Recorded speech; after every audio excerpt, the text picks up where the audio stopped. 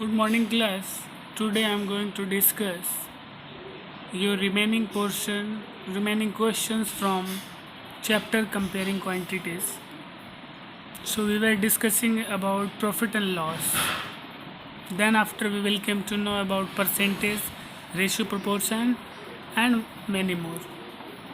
So the first question says a machine is sold by A to B at a profit of 10%. एक machine है जो ए से बेचा गया बी को, ए बेचा बी को, फिर बी से ख़रीद के B sold it to C at a profit of 10%. If C paid इतना rupees for the machine, what amount was paid by A to purchase the machine. अगर ए बेचा बी को तो बी खरीद के सी को बेचा, तो यानी सी खरीदा, वो कह रहा है कि 1200 रुपये में. तो ए कितना में ख़रीदा था ये बताना है. तो मान लीजिए कि let cost price of machine for A B ₹100, 100 रुपये में ख़रीदा था मान लीजिए, और ख़रीद के उसको बेच दिया प्रॉफिट पे बी को. कितना प्रॉफिट लिया? 10%. तो S P of machine for A कितना में बेचेगा? तो वो हो जाएगा C P into 100 by 100 plus profit percent by 100, यानी 110 रुपीज़ हो जाएगा. अब 110 रुपीज़ में बेच दिया, देयरफॉर यानी ख़रीद लिया. C P of machine for A वो हो गया 110 रुपये, और प्रॉफिट हुआ उस पर 20%. तो वो कितना में बेचा मशीन को? S P of machine for A वो हो जाएगा C P into 100 plus profit percent यानी 120 बाई 100. तो वो हो जाएगा 12 इंटू 11 कितना होता है?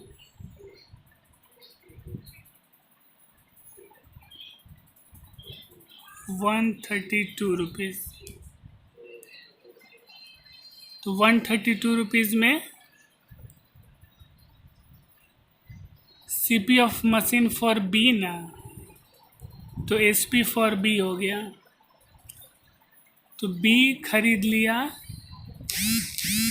110 रुपया में और ख़रीद के बेच दिया सी को. तो बी का बेचा हुआ दाम 132 रुपये. अब जो बी बेचेगा जितने दाम में, उतने ही दाम में सी खरीदेगा. Therefore C P of machine for C वो हो जाएगा 132 रुपये. जितना में बी बेचेगा उतना ही में सी खरीदेगा, तो वो 132 रुपया हो गया. अब क्वेश्चन कह रहा है 132 रुपये नहीं, वो खरीद रहा है 1200 रुपये. यानी अकॉर्डिंग टू क्वेश्चन यहाँ पे मैं क्वेश्चन 1 का रिमेनिंग बताता हूँ.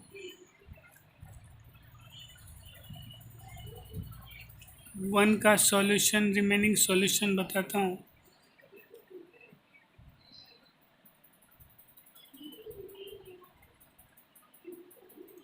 कि 132 रुपया में सी खरीदा, लेकिन क्वेश्चन कह रहा है 1200 रुपया में. तो आपको एक के लिए 1200 बाई 132, तो 100 रुपया अगर होता तो वो कितने में खरीदता, यही तो निकालना है. तो ये 12 1 जा 12 और 12 11 132, यानी 10,000 बाई 11 रुपया में वो क्या कर देगा?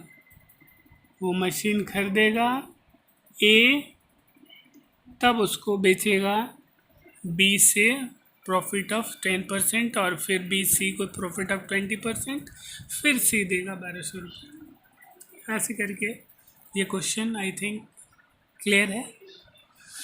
Next, if 10 apples are bought for ₹11, अगर 10 एप्पल 11 रुपये में ख़रीदा गया और sold at rate of 11 apples for 10, और 10 रुपये में 11 एप्पल को बेचा गया, तो फाइंड द ओवरऑल गेन और loss percent in this transaction.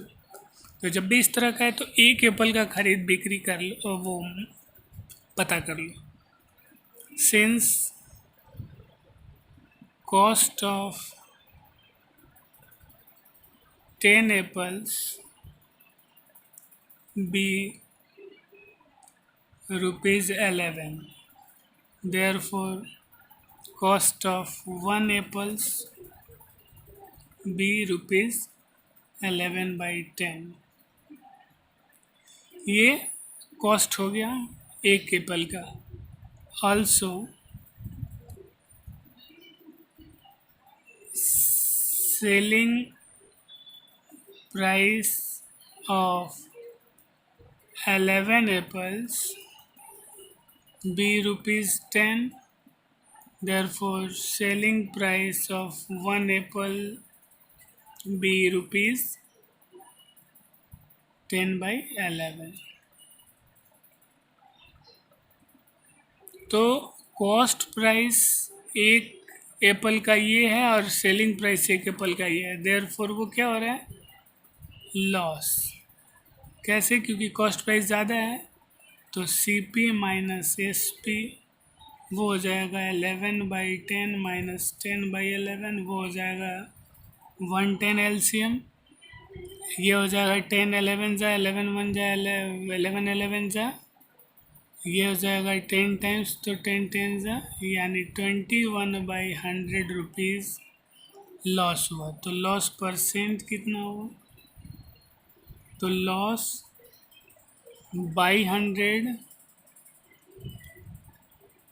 By CP, sorry, तो CP कितना है 11/10 इंटू 100। इसी को सॉल्व कर देंगे तो ये रेसिप्रोकल हो जाएगा, ये 100 से 100 कट जाएगा, यानी 210/11, इतना परसेंट का क्या होगा, उसको घाटा होगा। नेक्स्ट, अब रेशियो एंड प्रोपोर्शन ख़त्म हो गया। नेक्स्ट अब परसेंटेज चैप्टर पे आते हैं। परसेंटेज चैप्टर में आपको कह रहा है कि write 2/5 as percent. You know, percentage में लाने के लिए इंटू 100 करते हैं, 5 20 टाइम्स 40% हो गया। परसेंट को हटाने के लिए बाय 100 कन्वर्ट इतना इंटू परसेंट। सिमिलरली आप ऐसे कर सकते हो, इसको आप हटाओगे तो 100 तो लिखोगे, इंटू 100 कर दोगे, यानी 25% हो जाएगा। In a class of 45 student 40% are girls, find the number of boys. तो अगर 40% गर्ल्स हैं तो 60% क्या है, बॉयज़ हैं। तो 45 का 60% या 40% ही निकाल दो, गर्ल्स परसेंट आता है तो 200, तो ये नंबर ऑफ गर्ल्स आ जाता है। अब बॉयज़ की संख्या गर्ल्स की संख्या, टोटल स्टूडेंट में से गर्ल्स की संख्या माइनस कर दो तो बॉयज़ का आ जाएगा। In a city 35% of the population are males, 25% are females and remaining are children. तो what is the percentage of children in a city? तो बच्चों का परसेंटेज क्या है, तो 35 और 25 कितना हुआ 60, तो 40% क्या है, बच्चे हैं। तो hope you will understand. Thank you, have a nice day.